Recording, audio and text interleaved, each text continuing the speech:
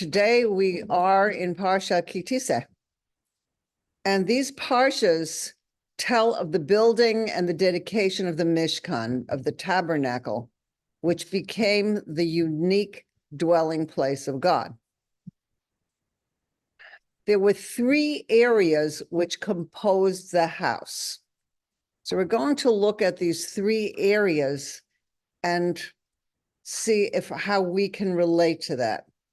So these three areas in the Mishkan, which later on became parallel to the three areas in the Beit HaMikdash, in the Holy Temple. So let's look at this as being parallel to a house that we might live in ourselves. So in one room, in the outer room, is where you do your work. You build your daily life. You make plans, you change plans, you eat, you sleep, you work, and you play. And this is the largest room in your house.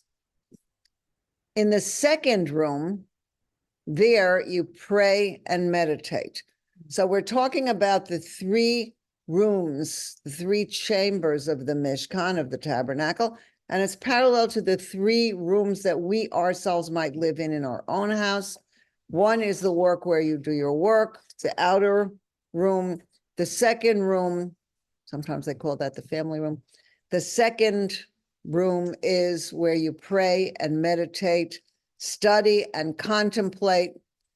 And here in that room, which is a more inner room, you have heartfelt and deep talks with your spouse, with your children, and with your closest friends. So that's deeper. First one is the doing area. The second one is a praying, meditating, connecting room for your inner people. The third, which is the smallest and innermost room, is where you go to be alone with yourself. So your life is like this three-chambered house because you're three selves in a certain way. There's your material self, which participates in and interacts with the material world. And then there's the spiritual you. So you have the material you on the outside. You have the spiritual you, which relates to the ideas, feelings, and desires of your inner self, and your spiritual yearnings within yourself and others. So that's more inner and spiritual. So there's the material self going into the spiritual self. And then there is your ultimate self, the I, that comprises and therefore transcends both matter and spirit.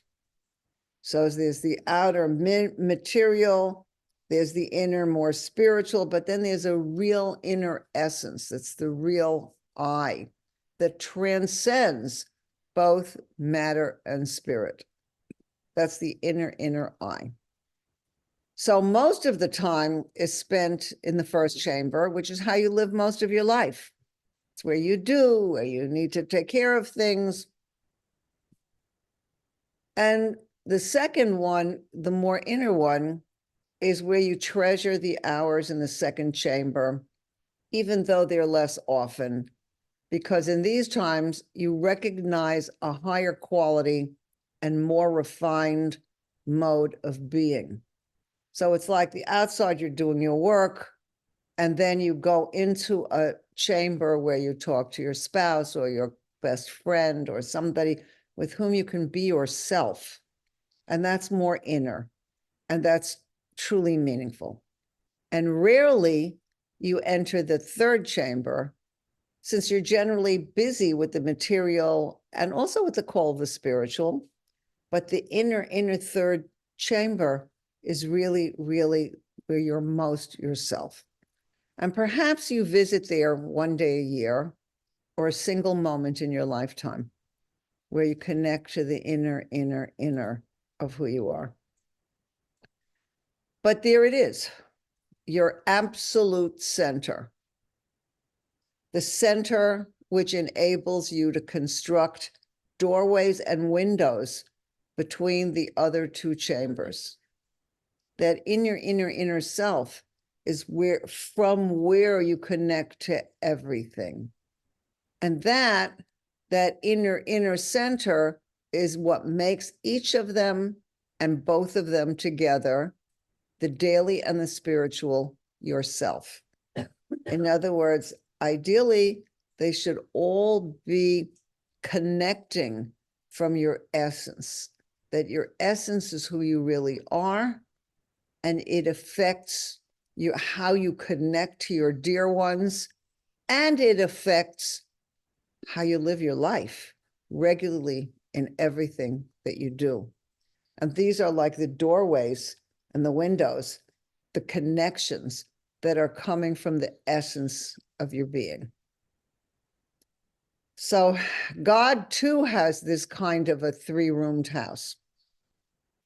And he dwells in our world, making himself available to his creations on these three levels.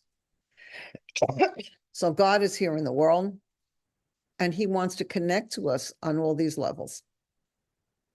So he gave us a lot of mitzvot, a lot of physical acts, which he made as inroads to his essence. In other words, if that's something God really wants, and he asks us to do it, then in doing what God is asking, we are connecting deeply. And this is something that we see this just in terms of friendship. If a close friend asks you to do something that's really, really important, she wouldn't even ask somebody else. And she doesn't need to tell somebody else that she needs this. But it's such a close friend that she would say, you know, sure, I'm happy to do this for you. But in doing that, you make deeper connection. So God said, when you give this coin to charity, when you, for a man, if you put on tefillin, when you eat matzah on Pesach, you're actualizing my will and bonding with my very self. So when we are eating the matzah on Pesach, we are connecting to God's essence. And actually, we'll talk about it more when we get toward Pesach, God willing. But eating that piece of matzah is like taking in godliness into ourselves. But it's because God is telling us this is what he wants, and this is essential connection. He also said, so that's the outer, that God is saying, use the world for this and this and this. And that means that we're utilizing the world for all kinds of things. Do it in this way, don't do it in that way, everything. Your shoes, put on your right shoe first, take off your left shoe first. And on Yom Kippur, don't wear leather shoes at all. So even how we wear our shoes is something that God is saying, this is important to me, so do it this way. And God also said, here are my thoughts. That's the Torah, engraved in stone and inscribed on parchment. And here in the Torah is teaching us the adjectives that God is saying, the adjectives by which I have allowed myself to be called. So we talk about God's right arm. Obviously, God doesn't have arms. God is not a person. God is not a thing. But when we say that God has a right arm, this means chesed. This means loving kindness. This means God is doing with his right arm, with his chesed, which is what the right arm represents in us and in God. So these are the words with which we can describe God and which names we can use to address God. And we also say, blessed are you. And that you is essential. And this is something where God is teaching us how to relate. So it's, God is saying, study my Torah, pray to me with these formulae that the prophets have given, And thereby, in doing this, you will enter the chamber where my spiritual self dwells and commune with me. So there, God is telling us through the mitzvahs, do like this and come in and connect to me like this, but even more so, that there is an inner point of meeting God's essence. God's essence, we've spoken about this in the God giving the first commandment, Anochi Hashem Elokecha, I am the Lord your God. And there's also the three levels there, Anochi Hashem Elokecha, that Elokim is a name that we know God in nature, in the world, in our doing. Hashem, Yud Kei Vav Kei, is where God transcends, and we are relating to God as God who's beyond, and we, have relationship with God. But the Anochi, the I, means God's essence. And God tells us in that first line of the first commandment, I am taking care of you. I was with you in Egypt. I am with you. So this I is very strong and centered. So this is where God relates, transcending both the physical and the spiritual channels of connection. And very rarely do we connect with God in this way, of the essence of the essence. And perhaps once a year on Yom Kippur, when you start, when you relate to God by first stopping ourselves from attaching our bodies to self. So we don't think, we don't eat, and there are many things that we don't do that makes it a less physical time. And there we are enabled to go through in Yom Kippur, connecting to God in a way that is essential in that inner chamber. What's also very interesting is that Purim, we're very close to Purim. The holiday of Purim is another time when we connect to the essence of God, because like we're going beyond knowledge and feeling. We're going beyond our thoughts. Purim is just beyond, but in complete joy. And this, we connect into God. And sometimes a person has a connection with the essence of God through an act of extreme self-sacrifice. And that self-sacrifice is something where we completely go beyond what we want. We go beyond, and we just are doing what it's not rational. It's not rational. It's someplace where we just go beyond ourselves for someone else or for something that needs to be done that we wouldn't ordinarily. My friend was telling me about her relative who just ran to save somebody who was in a desperate situation. It made no sense for him to do it the way that he did it, but he just knew that he had to do it, and he saved lives.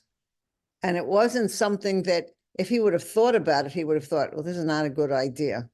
This is very dangerous. And, rescuers will come in a moment. I don't have to do this.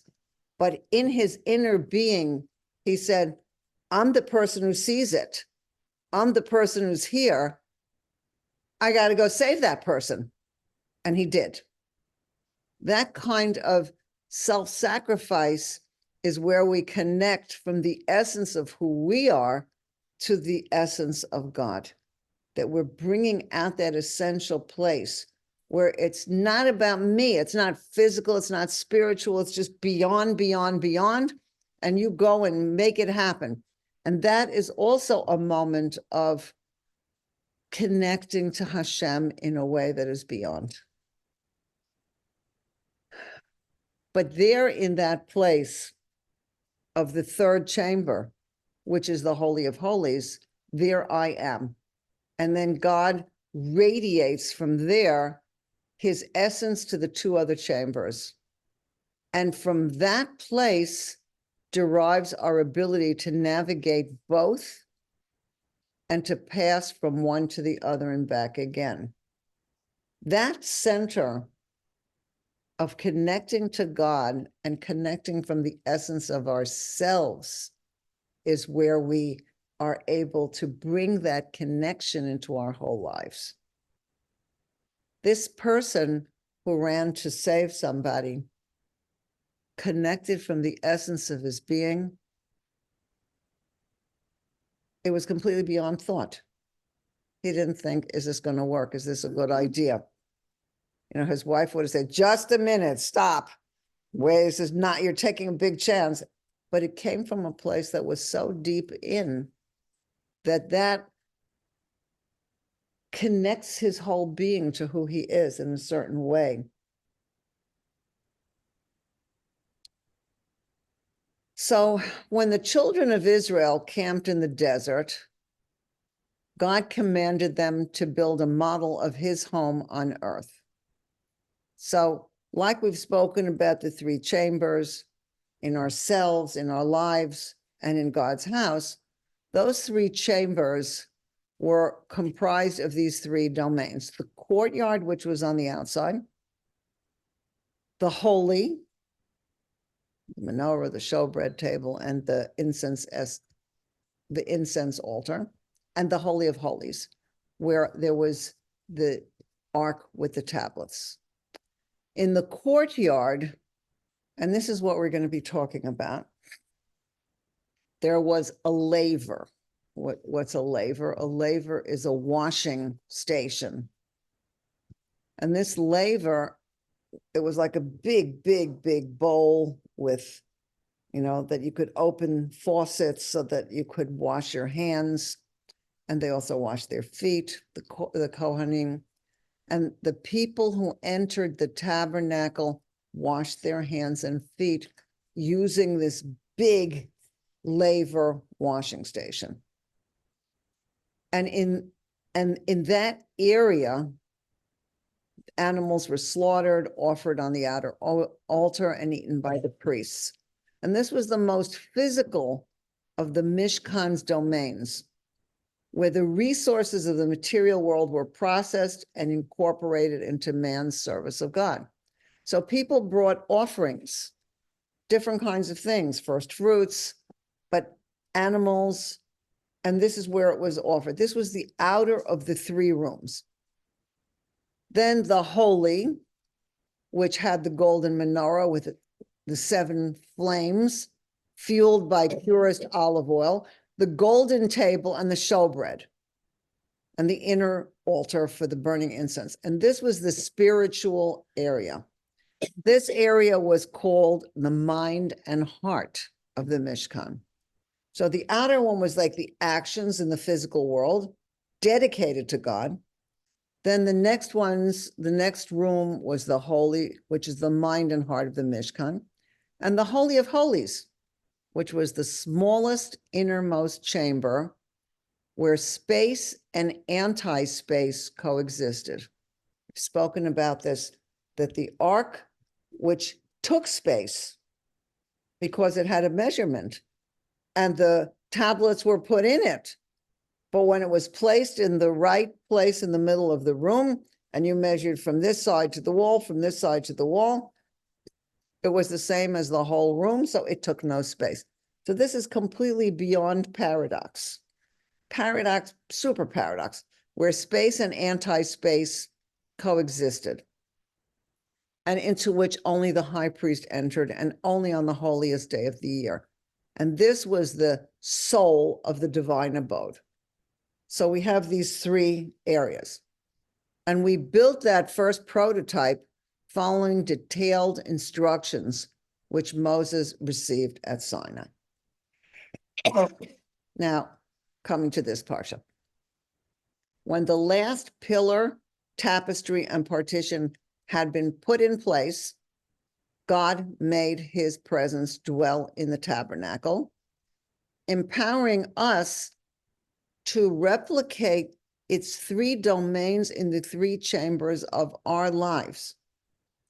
So we also have this Holy of Holies in ourselves, which is the essence of our own soul. We have the holy, like the menorah and the showbread table. And this is where we have our spiritual connections to God and to people. And then there is the third one, in which our doing is dedicated to God and made holy. So all of this home for God and also for ourselves is meant to be holy. It's all meant to be holy. In other words, not only who we are and not only our true connections, but what we do is meant to be holy. So even though it might not seem that way, we want to enter every aspect of our lives with dedication and purpose. And it's the dedication and purpose of living for God and for our purpose in the world that changes everything and makes it holy. So how do we enter time and space with soul? How do we bring soul into our daily lives of time and space? Well, how did the Kohanim, the priests, enter their days of service in the Mishkan? So Kohanim, it was divided, different families had different work at different time. A Kohen came to the Mishkan. What did he do? How did he dedicate himself right away when he came in? So it says, the Lord said to Moshe, saying, you shall make a kior.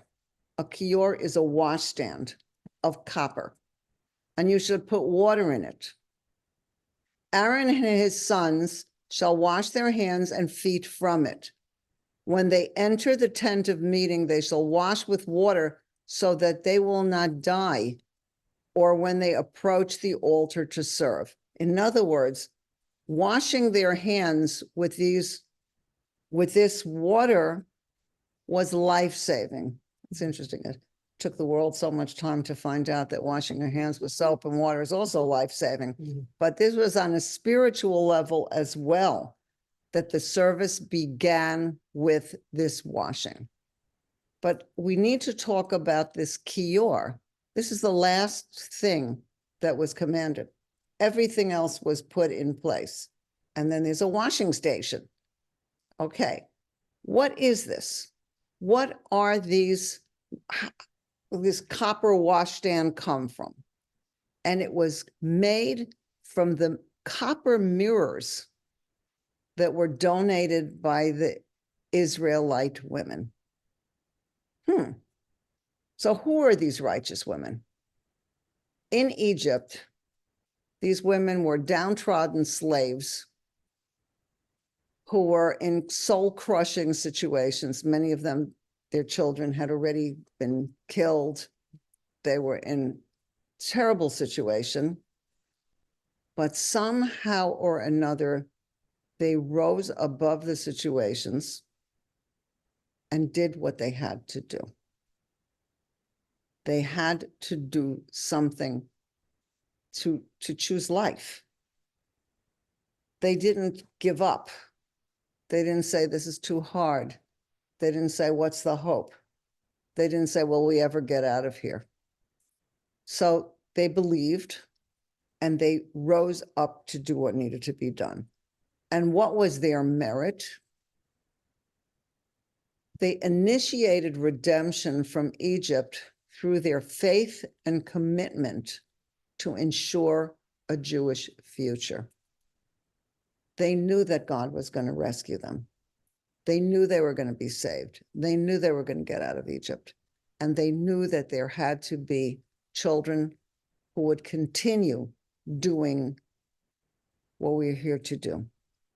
So they overcame great obstacles to act on their convictions. The women were the strong ones.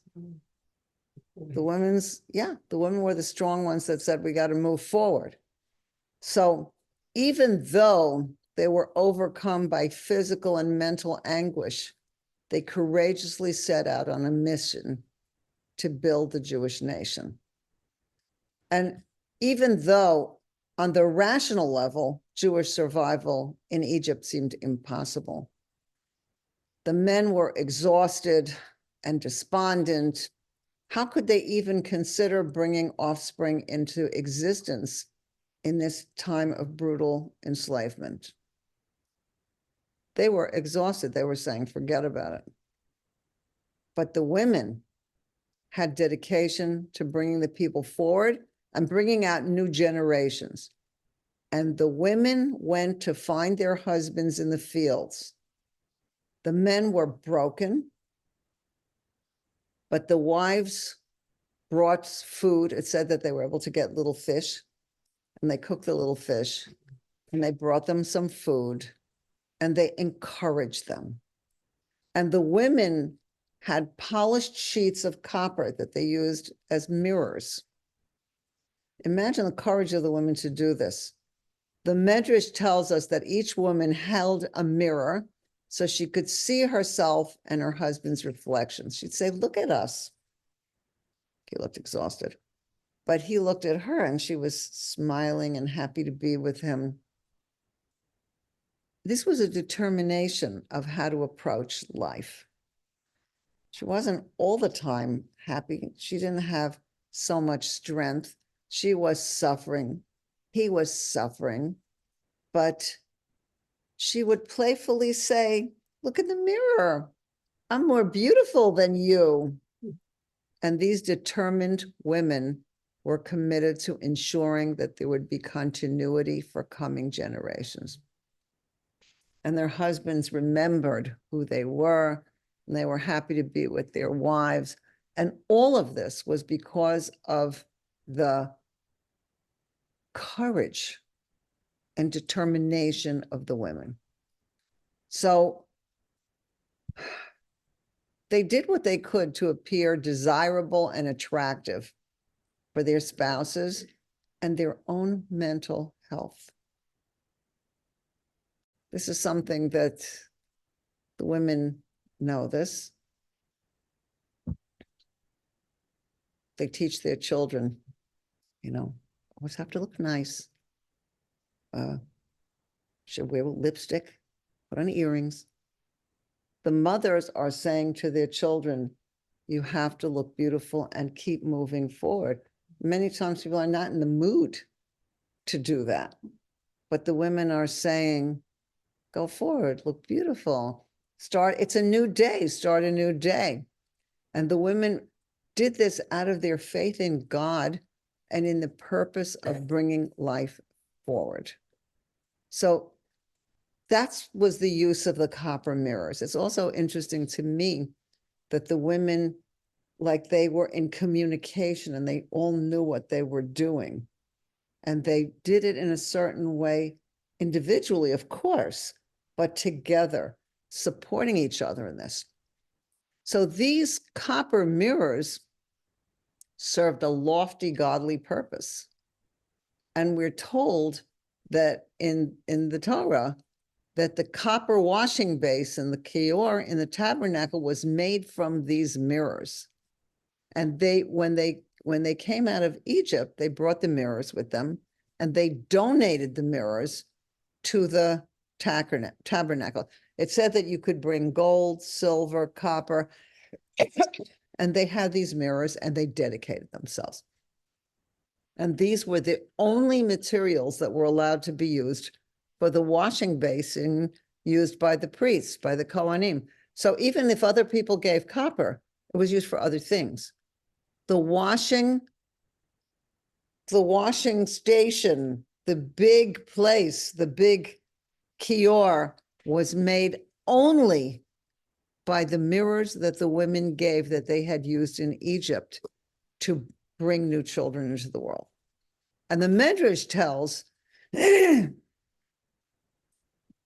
that originally Moshe rejected the idea of using these mirrors in the temple because Moshe was a very spiritual person and he kept, a distance from materialism and all its trappings. That's because Moshe was the only one that had to be ready 24/7 to be in God's presence. So he was always in a state of physical purity. And so he was hesitant to accept these items whose apparent purpose is to inspire temptation and lustful thoughts. But God's instructed Moshe to accept these contributions. And God says, these are more precious to me than anything. Through them, the women set up many legions of children in Egypt.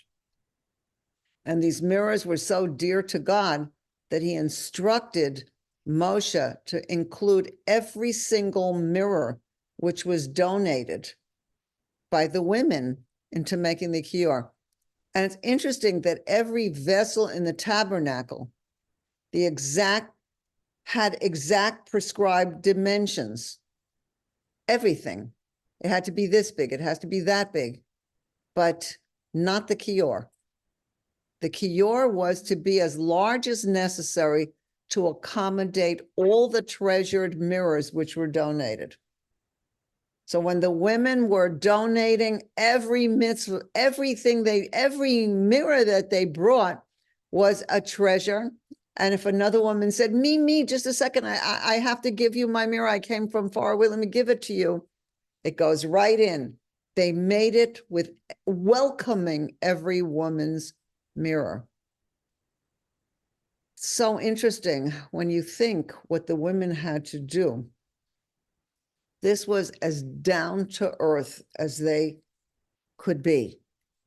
Many women were exhausted cooking the little fish for their husbands, trying to look a little beautiful, finding a little something to put on their faces to make themselves look a little more colorful, getting themselves ready was so difficult,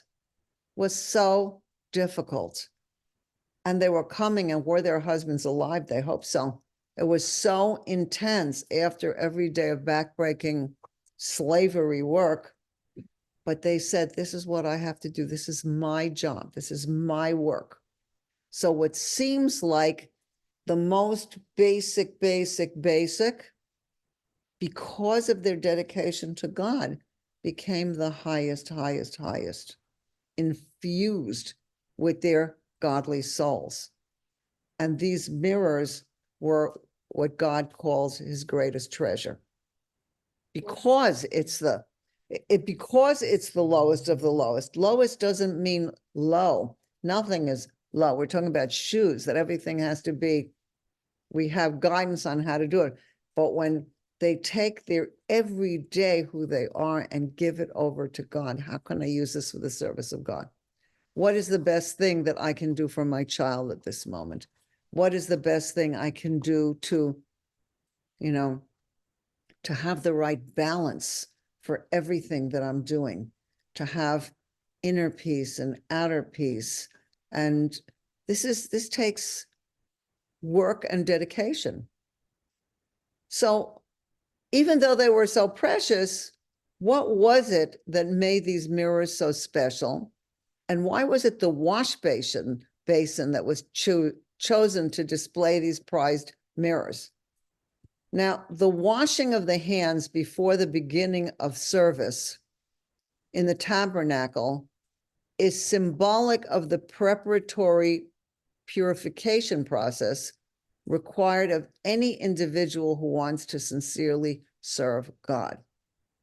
So we have to wash our hands. We have to start new.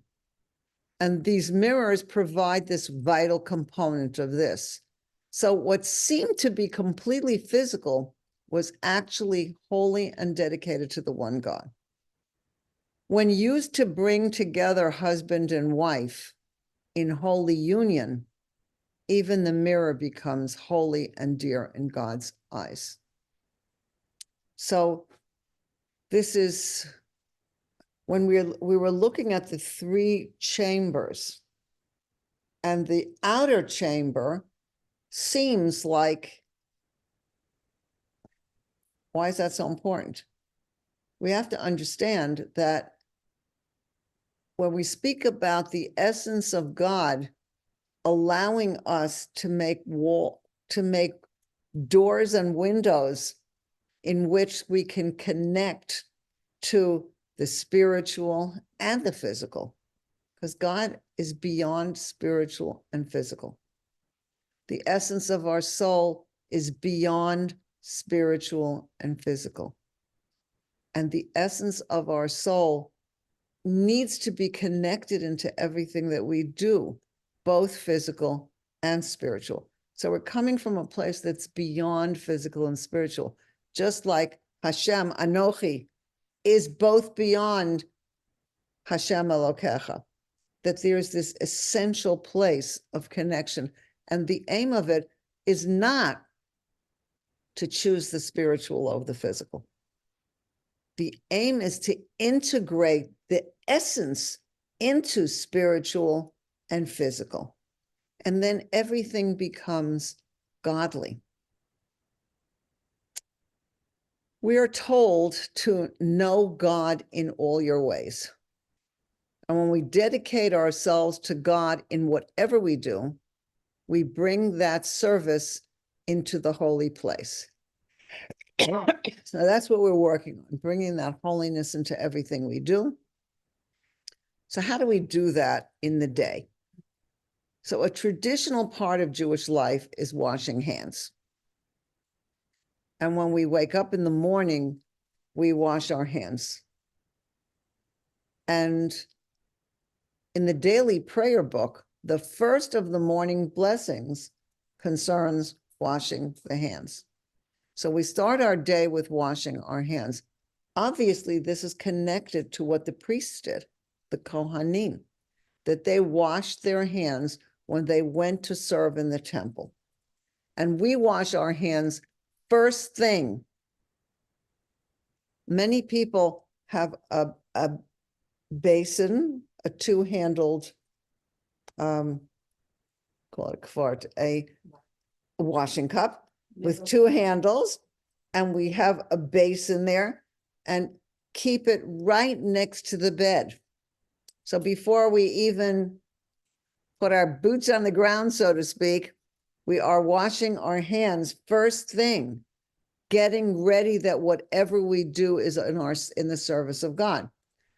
For some people, they go to the bathroom where they have a place to wash and they do it there, but as close as possible to getting up.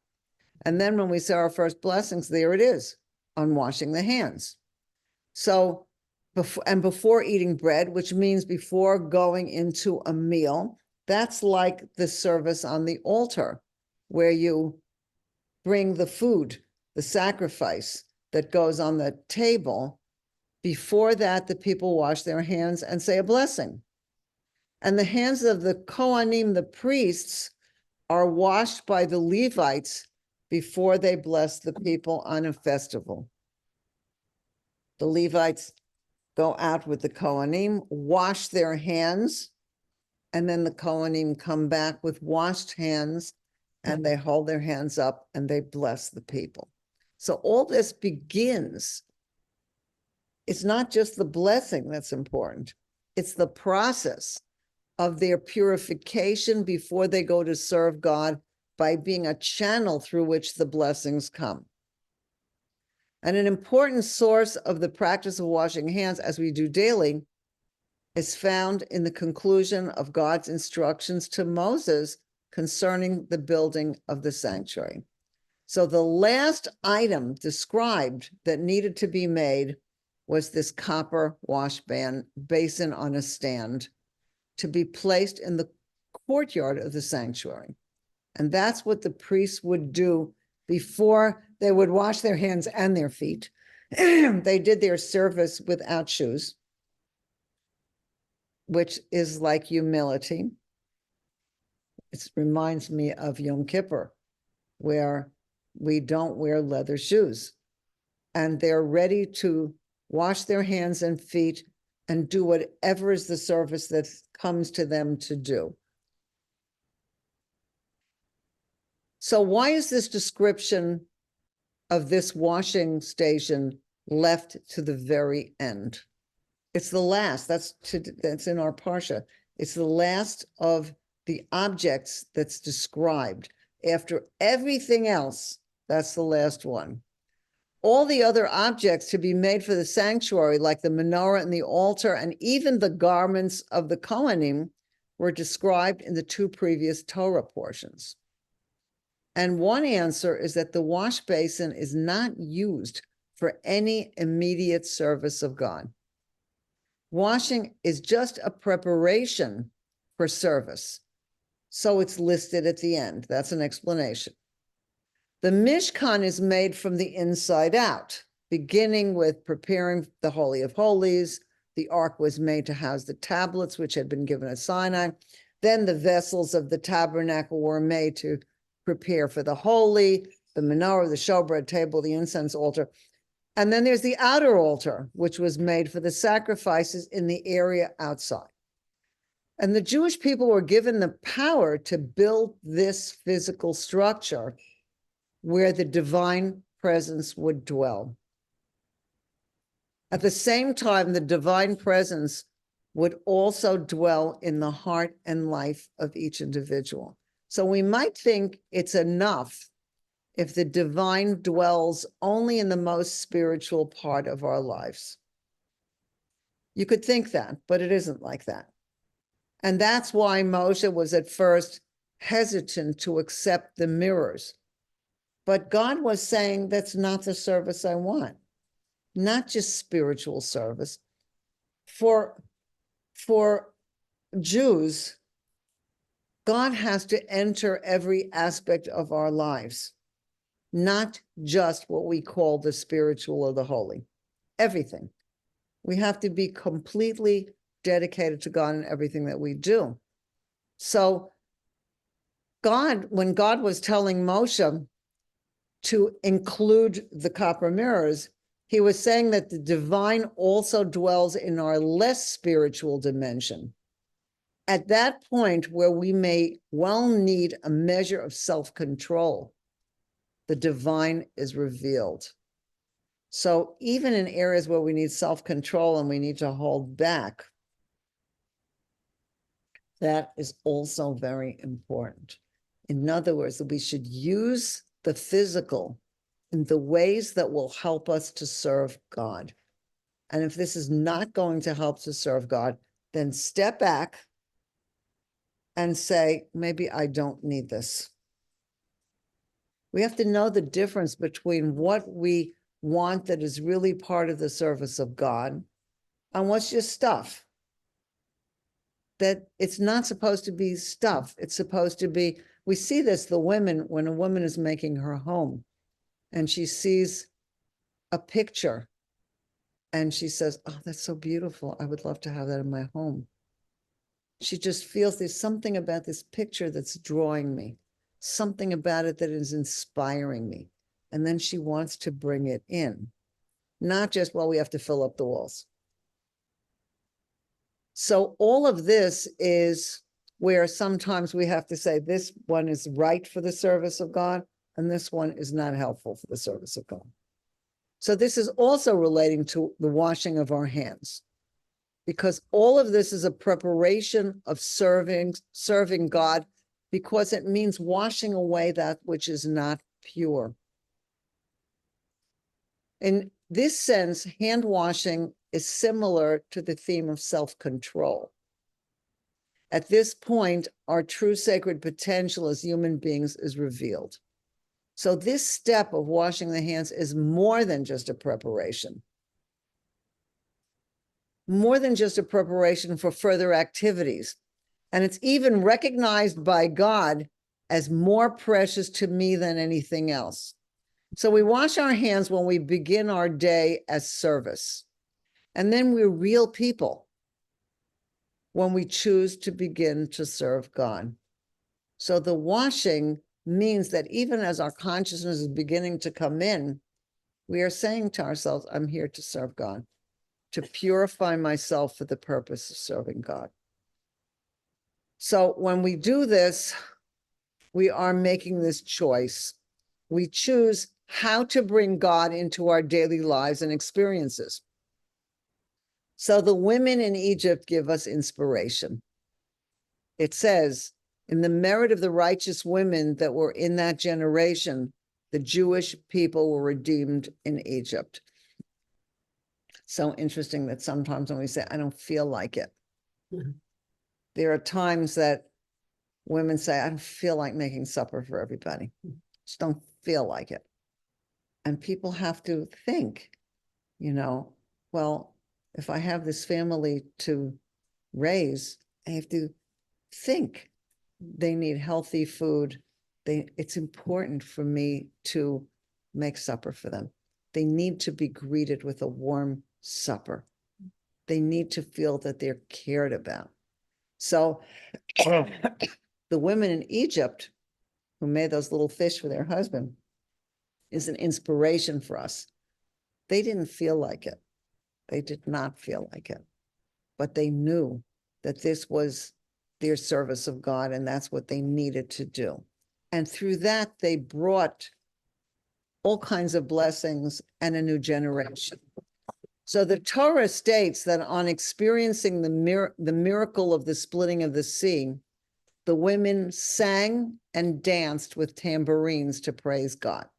Where did they get these tambourines? And Rashi explains that even during the darkest times of suffering, the Jewish women had complete faith that God would save them. They were so ready for salvation that they made their musical instruments in Egypt and brought them along when they left. In other words, it hadn't happened yet. The salvation hadn't come yet, but they were saying it will come, and I'm going to have a tambourine to play because this is going to be happening. And they were so ready. These tambourines were symbols of hope and belief in the coming redemption. This was the strength of the women who left Egypt. So no matter what is going on, where do we focus? Are we focusing on the news? Are we focusing on our feelings? This is so difficult. Are we focusing on what is my purpose here? What can I do? How can I stay connected to God with faith and life and truth and bring joy and love and blessing into the world and make tambourines? How can I do what needs to be done to bring joy into the world? So each one of these women dedicated themselves with all of their being and were the ones who merited the people's redemption.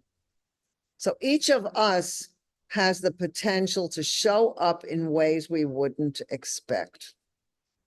Our challenges, we shouldn't have challenges, but people do have challenges. Sometimes we live in challenging times. They give us the opportunity to keep the faith and keep moving forward, even in areas where we need to have the courage to stay positive and active. And faith and courage need to be nurtured. That's part of our work. And it is work. It is work. It's work that we develop. That we develop this trust and we develop the ability to place this trust into our daily lives. Whether we're in the mood or not, it's not about the mood. It's about starting new, about rising ahead, about going forward and developing that trust that we are going forward by doing with dedication. So it's really about dedicating ourselves and rededicating ourselves. This washing hands, we do this every morning. We don't say, well, I dedicated myself 30 years ago, so I'm dedicated. It's something that we do every day. And every time we eat bread, we do it again because there's no again. It's all new. And with this beginning new again, washing my hands again, recognizing that I'm here to serve God, that with that, we're going forward with true dedication. And with this, we're building a good future where God can dwell in us and in the world. And may that be something that everyone knows and sees, that God is here and we've made this world a home for God.